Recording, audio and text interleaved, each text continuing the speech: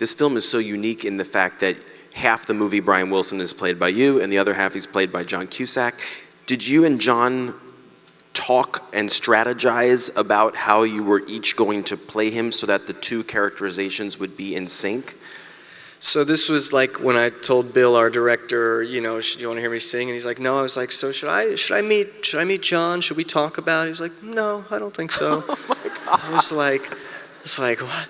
You know, and he was right. You know, Brian was so different in the 60s and the 80s. You know, he kind of went into a bit of a black hole almost and came out. And he's such a complicated person. And to do any person in 2 hours is hard enough to really capture their essence. So by having it be two actors and by having us not be in sync in that way, that juxtaposition hopefully just brings more parts of that person, you know, out, or that essence in 2 hours. So I think it was a really smart choice. And again, Brian, and if you all had met him, you would know what I'm talking about. He really does have like a spirit, like there's something about him. So I think Bill and John and I, we all just trusted if we just walk towards our respective Brians, you know, it'll be okay.